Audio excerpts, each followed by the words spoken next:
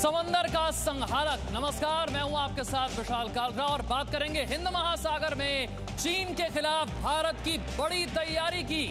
Harpoon missile से lace Jaguar समंदर की निगरानी करेगा। नौसेना के बेड़े में अगले साल 4 P-8I बोइंग भी शामिल हो सकते हैं। तो यह है चीन के खिलाफ हिंद महासागर में भारतीय सेना की बड़ी तैयारी। P-8I बोइंग समंदर की निगरानी करने और पनडुब्बियों को तबाह करने में सक्षम P-8I बोइंग नौसेना के बेड़े में अगले साल शामिल हो सकते हैं। 4 P-8I बोइंग समंदर की निगरानी करने और पनडुब्बियों को तबाह करने की ताकत रखते हैं। हिंद महासागर में चीन के खिलाफ यह है भारतीय नौसेना की बहुत बड़ी तैयारी। यानी कि चाहे दक्षिण चीन सागर हो, चाहे हिंद महासागर हो, चीन की दादागिरी, चीन के समुद्री विस्तारवाद पर यह सबसे बड़ा प्रहार है भारत का।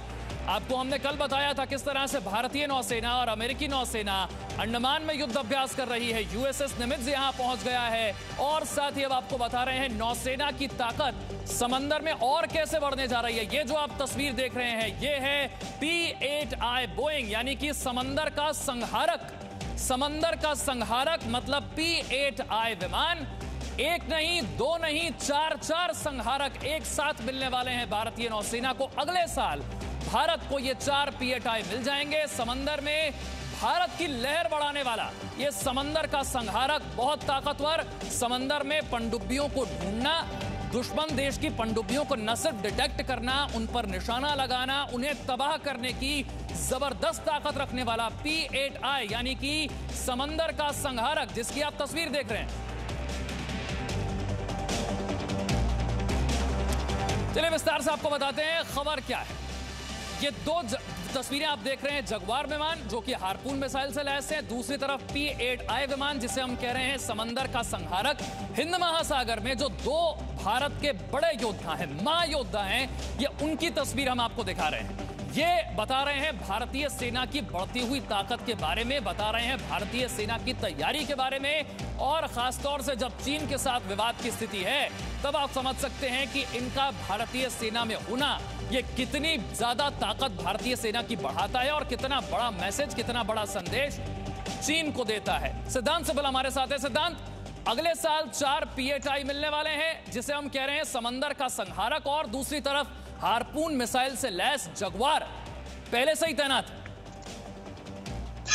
जी मैं आपको बता दूं ये सीरीज ऑफ एक्विजिशंस हैं जो भारतीय सेना कर रही है। मैं आपको बता दूं इससे पहले हमने देखा होगा कि भारतीय सरकार ने कहा कि हम रूस से हम एयरक्राफ्ट ले रहे हैं और हम टैंक्स का भी एक्विजिशन कर रहे हैं।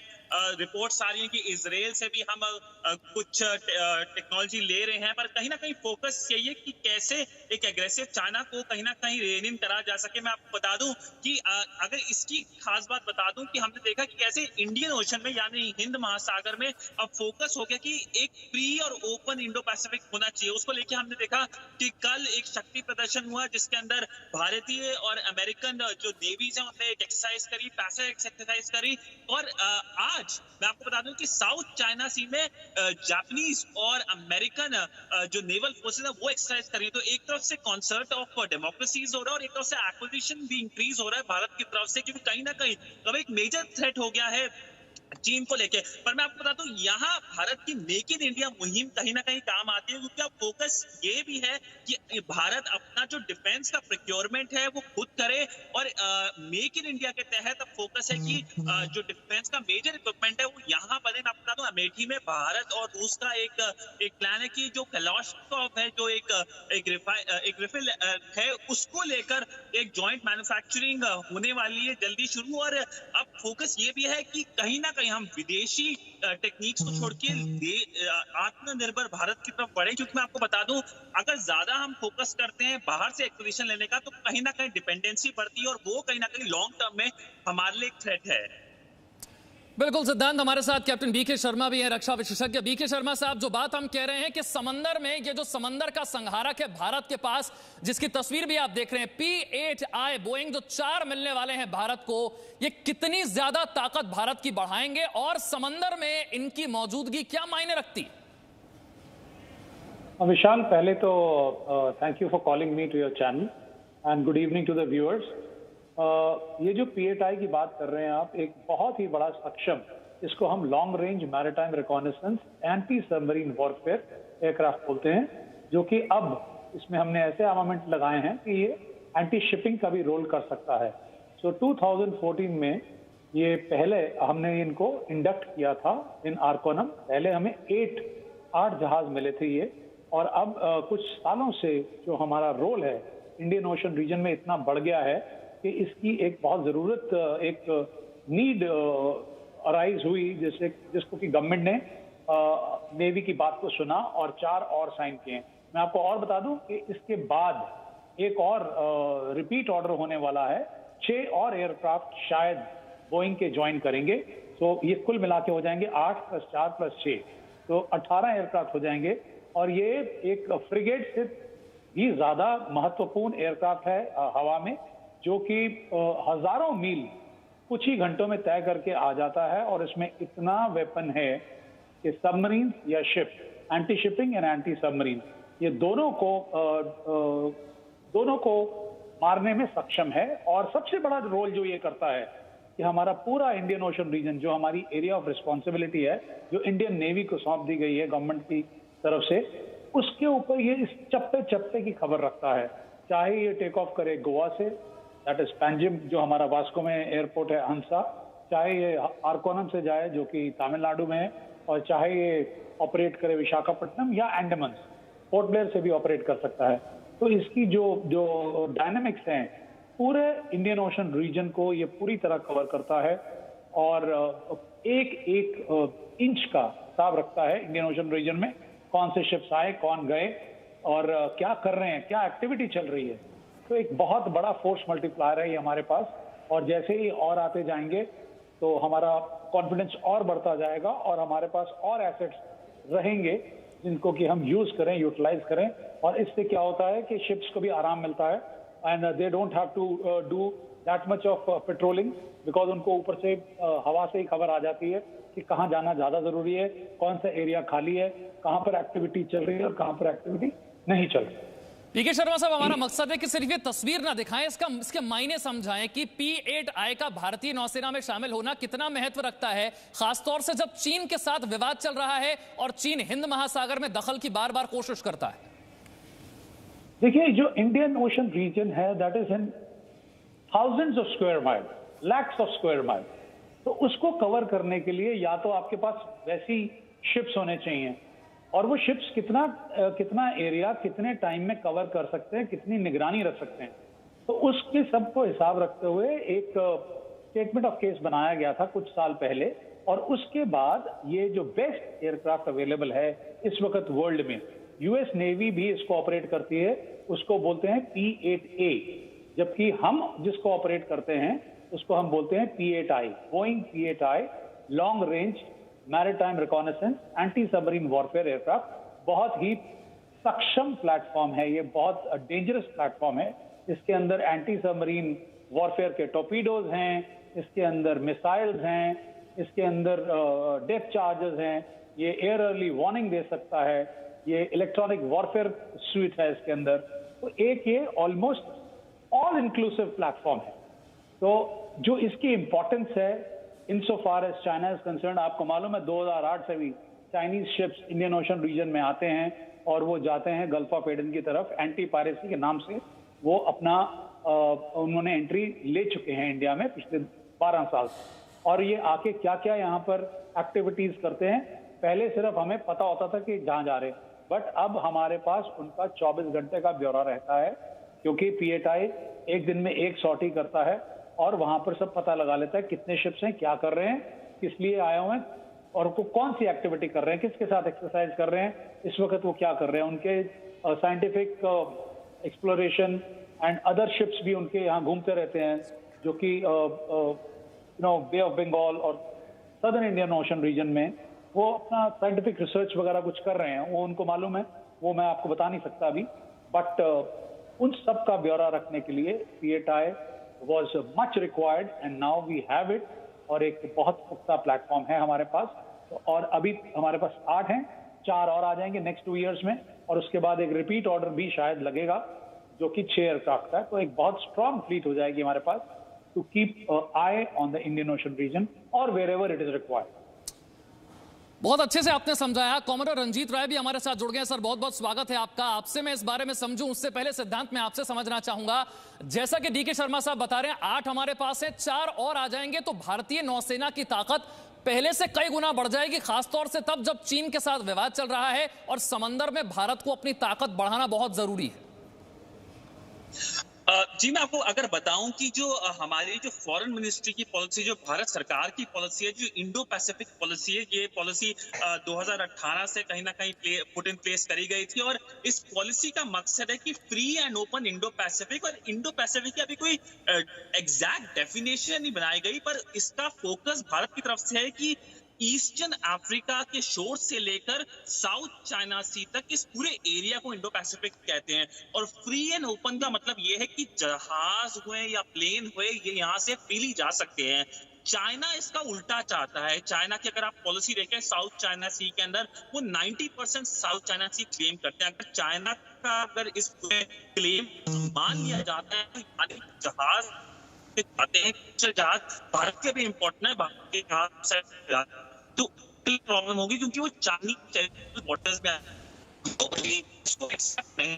पिछले हफ्ते भारत सरकार ने यानी रिटरेट करा था कि ऐसी ग्लोबल कॉमन्स का एक यहाँ ठीक है सिद्धांत, मैं आपके पास लौटूंगा। आप कॉमरेड रंजीत रॉय, एक तरफ हार्पून मिसाइल से लैस जगुआर विमान, दूसरी तरफ 4 और पीएटाई जो भारत को मिलने वाले हैं। अगर इस ताकत को जोड़ दें तो हिंद महासागर में जो हेकड़ी दिखाने की कोशिश है चीन की, वो पूरी तरह से खत्म हो जाती है। जो समुद्री विस्तारवाद है, सबसे बड़ा प्रहार है उस पर। बिल्कुल ठीक आपने बोला। आप ये देखें जो P8I है, ये 737 बोइंग है। भारत में मेरे ख्याल 1000 चल रहे हैं, कोई तकलीफ नहीं है इंजन संभालना। इसके ऊपर लगे हुए हैं हार्पून मार्क 84 जो अरविंद ने समझाया। देखिए आप इसको ये समझना चाहिए, ये जहाज जो है एक हवाई जहाज है, लेकिन ये एक शिप से ज्यादा पावरफुल है। मतलब इतनी तेजी से जाता है, उसके रेथियन रेडार है, उसके ऊपर टॉर्पीडो मार्क 54 अमेरिका ने दिया हुआ है, बहुत ही शक्तिशाली जहाज है। उसके रेडार 150 किलोमीटर दूर पकड़ सकते हैं कोई जहाज को। इसमें सोनार बॉय है, 28 सोनार बॉय हैं, वो गिरा सकते हैं पानी में जाके। अगर जो कोई पनडुब्बी हो तो उसकी आवाज वो सोनार बॉय पकड़ लेता है। उसके बाद ये जो है हवाई जहाज उसके ऊपर जाके जहाजों को भी बुलाता है अगर जो पास है, और सोनार बॉय के बाद वो टॉर्पीडो के साथ उनको नष्ट करता है। तो ये एक बहुत ही दिमाग लगा के इंडियन नेवी ने देखा कि हमारे पास इतने जहाज नहीं है, और नेवी 3 डायमेंशनल है। पनडुब्बी 1 डायमेंशन पानी के नीचे, सरफेस शिप्स पानी के ऊपर, विक्रमादित्य एयरक्राफ्ट कैरियर लगा, विक्रांत बन रहा है। लेकिन एयर में हमारे पास फाइटर्स थे, हमारे पास पुराने IL-38 है। तो हमारी नेवी ने अमेरिका में जाके देखा ये P8A बन रहा है, लेकिन उनसे मांगा हमको एयर रेडार भी चाहिए ताकि हम एयर इंटरसेप्शन भी कर लें। तो पूरी दुनिया ने देखा, अब सऊदी अरेबिया ले रहा है, ऑस्ट्रेलिया ने भी लिया हुआ है, इंग्लैंड ने भी लिया हुआ है। ये नेवी की जो तरक्की थी, तो बिल्कुल ठीक समझाया। और हमारे अमेरिकन के साथ, अमेरिकन नेवी के साथ इतने मलाबार किए हमने। हमारी इंटरऑपरेबिलिटी, आपस में बात करना, सेंट्रिक सिस्टम, हमारे जो सैटेलाइट हैं कनेक्टेड हैं।